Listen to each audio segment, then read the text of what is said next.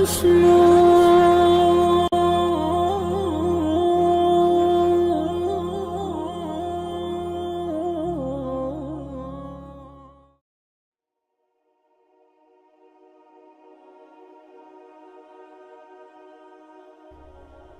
عليكم ورحمة الله وبركاته.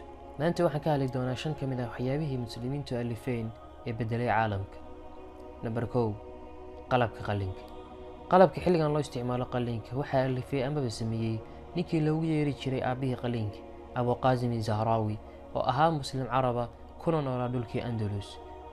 wuxuu ahaa nin bartay fiisigiska wuxuuna leeyahay buug caafimaad oo ka kooban 30 volume ama 30 qaybood.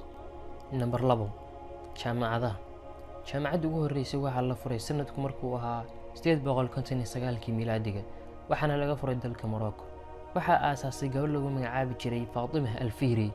jaamacadda magaca loo bixiyay ayaa ahaa Qarawiyyin University. ilaa haddana ma aysan burburin jaamacaddii. Number 3 xisaabta aljabra. xisaabta aljabra ee la'aantii jiri lahayn tiknoolajiyada xilligan aan haysano waxaa aasaasay Maxamed Al-Khwarizmi oo ka soo jeeday dhulkii Bershiya. sanadkii kumanaan buug ayaa laga sameeyaa aljabra kuwaas oo sharaxaya sababta uu alifay ayaa ahayd in lagu xalliyo sakada iyo dhaxalka. Number 4 isbitaalada. isbitaalka ugu horeeyay waxaa laga furay Qaahira sanadkii markuu ahaa 872. isbitaalkan oo loo bixiyay Ahmed ibn Tulun Hospital ayaa loogu talagalay in dadka lagu daaweeyo lacag la'aan. Number 5 cadayga. qofkii ugu horeeyay ee keenay in caday lagu cadaydo wuxuu ahaa Nabi Maxamed sallallahu alayhi wasallam.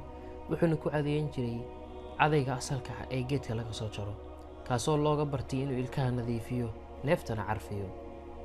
intaas ayay noogu egtahay. waxaan filayaa inaad ka faa'iiday. waa inay kulanti dambe. wassalaamu calaykum waraxmatullaahi wabarakaatuh.